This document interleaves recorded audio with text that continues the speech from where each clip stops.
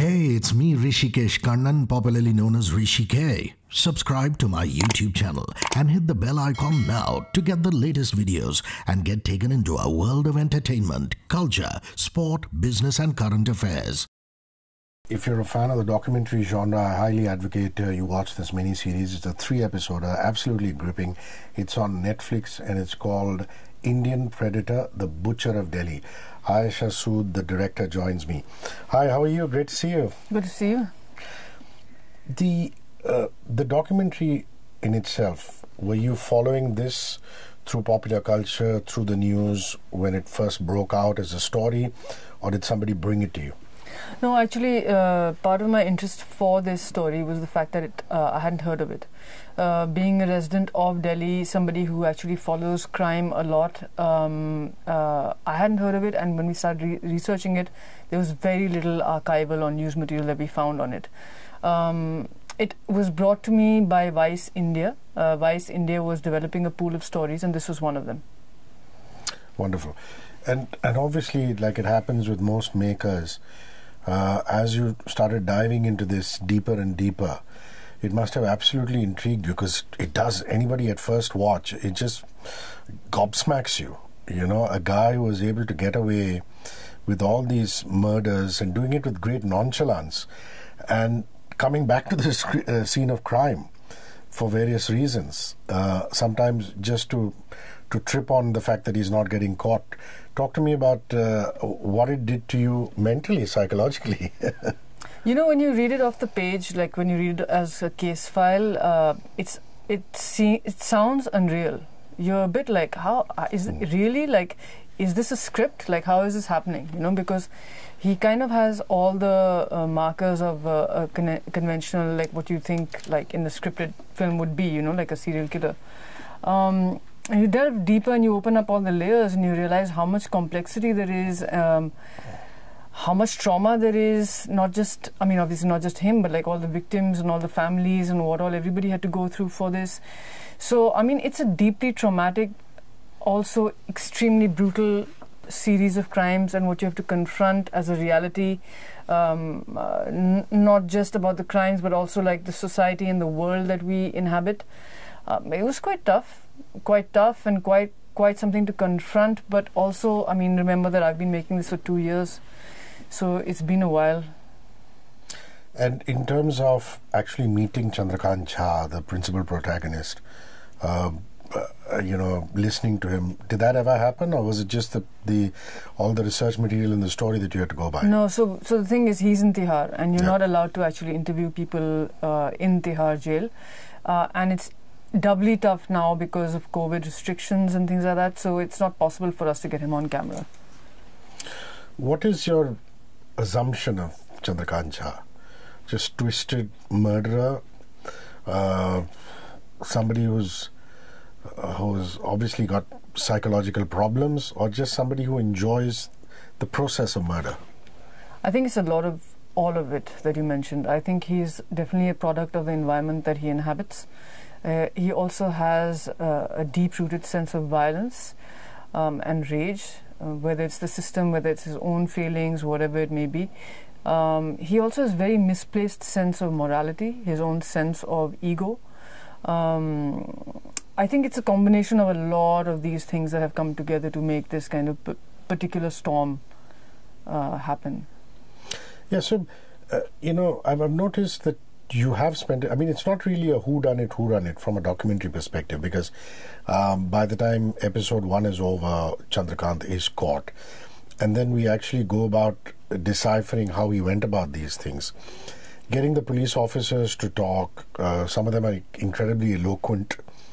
Having them at your disposal to do these sound bites or otherwise, how easy or difficult was that? You know, so there are many actually police officers involved in this case. We got access to these two. These particular two were very forthcoming, very eager to tell their side of the story, and actually very candid and open with us. We didn't get access to some. So how it goes is that if you've actually moved on from the Delhi police, it's much easier for them to speak on camera. Those who are still serving, we couldn't get access to. So it's a mixed bag. But I would say who we did get access to, they were quite open and forthcoming. And I also like that you got police informers, the mukhbirs, to talk. I mean, that side of it fascinates me and intrigues me, because that's a whole force behind the force. Absolutely. For the lack of any other way of describing it. It must be fascinating for you too, to chat with them and put them on camera, though, you know, obviously for logical reasons you have to darken them and you can't really make out who they are. Yeah, you know, as you will hear from the cops themselves, the system is quite strapped. It's quite pushed and it's quite stretched. What do they rely on? They rely on a network of informers, you know, to do a lot of the work. It's how they get leads. It's how they find clues. It's like the underground network that they have to rely on. It's fascinating. It's also scary, because the guys that we spoke to were like out of jail for a brief bit. They'd committed all these murders. They were kind of openly talking about it. So as a citizen, it's quite, you know, you're like, okay, you're confronting these guys who've obviously done a lot of stuff, and they've decided to turn on their own kind, as it were, to speak to the police. I mean, it's a tough life. It's a really tough life, and it's tough to be confronted with it as well. It is. And given, I mean, it's very easy to turn around and say, you know, the police is inefficient, ill-equipped and things like that. But given what they do with such strapped resources in terms of the numbers or the vehicles that we have, there is a point when he actually talks about, you know, making down a checklist of constables and policemen that he wanted in the team, you know, requesting for the just basic things like 2 cars and things like that. And despite that, the Delhi police managed to do the job. You know, there are enough cases of them, the Nirbhaya case, for example, this one, for example, which they go out and solve. And I think another important part of the documentary is what the cops themselves go through when they're on a case. You know, I think it's really easy to bash the police. We just don't know what they're up against, you know, like I think I read a number like 44,000 police personnel for the city of Delhi, which is 22 million. Wow. You know? So, I mean, the numbers could be slightly off, but like it's an incredible population. It's an incredible footprint area to govern. On top of that, it's VIP heavy. So, I mean, the stuff that they manage to do, I mean, even like working conditions, they sometimes are away from home like 6-7 days at a stretch, right? They're not working a 12-hour shift or a 24-hour shift. They're working like 6-7 days at a stretch. Some of the thanas don't have proper washrooms and like places to live. So they're really up against it, you know. And for them to pull off a lot of the way that they work and the policing that they do and the demands that they have from the court to prove the case in court, it's quite amazing, you know. And like I've heard, I mean, also, you know, like we hear that, you know, Delhi is the crime capital, and so much more crime happens, but actually so much more crime is reported and caught, you know. So you could look at it in different ways. I mean, maybe other places are not actually like doing a better job of reporting. Maybe they're not catching. True. And you know, I've seen a lot of documentaries in which there is recreation of the crime. You've done that too. You've recreated some of the actors. There's a cop called Pehlwan who is there. He's one of the tough guys. A few of the other cops. Chandrakant himself, you've used actors or regular Joes to play those parts. But what I do like is that a lot of documentary filmmakers, when they're recreating stuff, they slightly OD or overload on the fiction aspect, you know. And you've chosen not to do that. Has that always been your style? Because I haven't seen any of your other work, as it were. So when you are recreating events, what is it that you keep in mind? You know, especially for a story which is rooted in reality, it is really important that the narrative sits above the performance. The performance is never meant to overtake the narrative. You're not talking about stars and actors here. We made a very conscious choice. We knew from the beginning that we're going to try and shoot abstractly. We're going to try and shoot obtusely. We're not going to glorify and make somebody a hero out of this. There are very few shots where you see the actor up front and central. So it's definitely a clear choice for this story, especially because of the way that this story is told. Would I do it for other stories? I don't know. I mean, it depends on that story. But how do you cast for something like that? I mean, do you get a casting agent? Do you look into a pool of like NSD actors, for example? Because it is a different art. I mean, it's not like a Mukesh Chhabra casting for a magnum opus, is it? No, so we got a casting agent in Delhi, and Altaf, who plays Chandrakant, is a theatre actor. What's amazing about him is he really understands the physical form. There's no dialogue. He doesn't speak, right? So what did we have to go on? We had to go on a couple of interviews of Chandrakant. We had so much written material about him. We had so much information from the cops about him, of what he was like in person when they met him. So it was a few moments like that we tried to like understand and speak with the director, with the actor, and be like, how does that work in a room? How does it work in your physical body when you're walking? It was things like that, and I think that Altaf really got it. Like he was able to play a sort of like understated, quiet rage in a sense, which is not performative. It's there. You sense it. And the recreation of the letters, for example, that he writes, he calls himself CC. Again, that was really true to life. Is that easy to do? Do you have access to? I'm sure you have access to the original pictures, and somebody helped you with the case files and things like that. But I don't know if you're allowed to use them, literally. So the letters, we had like pretty high quality scans of the letters, of what they look like. And we had an amazing art department that recreated it like to the T. And then a graphics and effects department that recreated it for the graphics portion. It's actually, it's surprisingly similar to the original, like from the handwriting to the kind of paper to the tear to the marks on the side, and the scanned versions are also like incredible. So this was surprisingly part of the case files. It came with like the documents that we got, like including some of the photographs. Was that difficult to do for your producer to get the case files out? It was a process. It was a process, but relatively, I would say easier than other cases because it's a closed case. Yeah. From the Delhi police's point of view, it's a done case. So a lot of these case files and documents. Yeah. And I think in that aspect, I'd like to spend some time talking about your technicians. I noticed the edit pattern was pretty relaxed.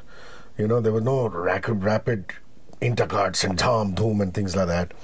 And even your BGM, your background music, your score was eerie when it needed to be. And there was enough breathing space in there. So you want to just tell me about your editor, your background music person? Yeah, so the editor is Anupama Chabaskar, and she had 2 associates. And I think they did a fantastic job. We had to work remotely during the Delta wave and pandemic and all this kind of stuff. And I think we found an aesthetic and a language within us that worked. The background score was done by Salvage Audio Collective, who are fantastic collection. They're just a bunch of guys who run a studio. Yeah. And they... They're beautifully talented musicians, and they all came together and they worked on this. What was your brief to them? So we talked about... So we didn't want the music to overpower the scenes. We were very clear that we didn't want it to be like this very orchestral score, and at the same time we didn't want it to be something that is just plink-plocking in the back and a low volume. We wanted definitely to be to have an intent, and to have there's a reason why it's there. Like there's a reason for it for every moment, and I think that they did it beautifully. And I think the other brief that we had was like, whatever the score is, it should feel like it belongs to the world that we're looking at. It shouldn't be outside of this world, you know. So it's even if you go as far as having strings, they must have a reason to be there. They must be from this. So they did amazing things, like they sampled audio from cycles and very organic sounding elements, and then made sounds out of that to create rhythms and patterns. So I think stuff that they've created is kind of like really unique, not just in compositions but even in the instruments used, you know. And we did sound design with Ayesha Sood, and both they work very closely together. So they're not separate units, you know. And I think you can see that, you can hear that in the series. Like there'll be elements that highlight little moments, or they sync to certain parts. But are they musical or are they not? It's seamless. You must be pretty happy with the OTT wave. I mean, it's wonderful for a lover of the genre, for example, to switch on Netflix and see The Last Dance, which is a basketball documentary on Michael Jordan, and then see Leena Yadav's Burari murder thing, Your Indian Predator. And if I'm sure there are hordes of people who are watching. You know, your phone must be buzzing with people who've just. Otherwise, the normal route for a documentary filmmaker was what? I mean, try and get it to film festivals, isn't it? So talk about how OTT has really given you a steroid shot as a documentary filmmaker. I mean, I wouldn't be here if it wasn't for that. You know, like, to be honest, a lot of us wouldn't be here. Think about like documentary space even 4 or 5 years, maybe 5 years ago, right?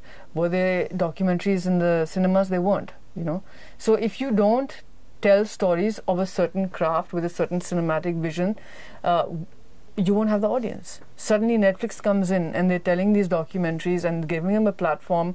They're told beautifully, they're presented beautifully, and therefore you have an audience, right? I mean, it's just all happened in the last 5 to 10 years, less than 10 years. But are people commissioning enough, or you feel they could commission more? I think we're at the beginning, you know, of it. I think I've heard of all sorts of platforms now. Yeah, I was surprised. Z5 did Leander Paes and Mahesh Bhupathi. I saw you in it. Yeah. And I was like, what platform is this going to be on? Z5? I said, big ups, you know, because why should one only think of a platform? It becomes a movement when everybody gets into it. And I think everybody is getting into non-fiction or documentary. Mm. But tell me a little bit about your other work. I mean, have you tried the mainstream and rejected it, or is it an ongoing process? If there's something interesting in the mainstream, if in fiction, you would still do it? Yeah, I know. So my background is definitely from feature. That's where I started and trained. I actually did a podcast on the Arushi murder. I've done from advertising to socially engaged work to all sorts of stuff, documentaries. So yeah, I mean, I don't think that I'm like, I have to do only documentaries. I'm quite open to all sorts of things. So wow, you did a podcast on the Arushi murders before Talwar the movie? Was it before that or after? I want to say it was 2015. So was it after? I think it was after. It was after. Yeah. But there was no inspiration from that. It was just a case, standalone thing. No, it was a case that I like studied and was sort of like really obsessed with for a long time. Wow. It's called Trial by Error. That's interesting. Trial by Error. Yeah, it's out on Oliver.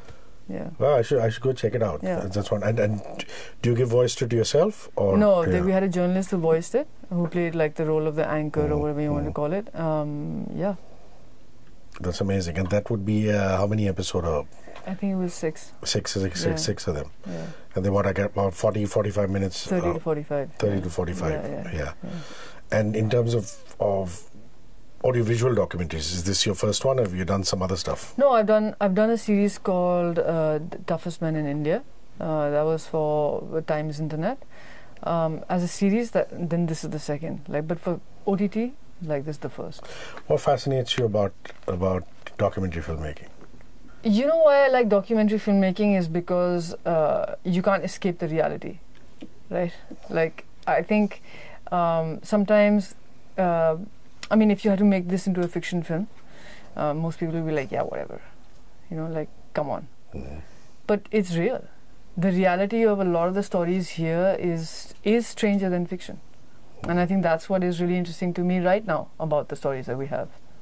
Yeah, I mean, it's easier to take a Charles Sobrach kind of stylish, larger-than-life guy and make a fiction thing. But you're right. I mean, I don't know if Chandrakant Jha would be meat for fiction. Who knows? I mean, but it's just, I mean, I'm not saying that it couldn't be made. I'm sure it could be, but like I feel like just to see it as a real story is something that is quite. I mean, it's audacious, right? Like as a story. Yeah.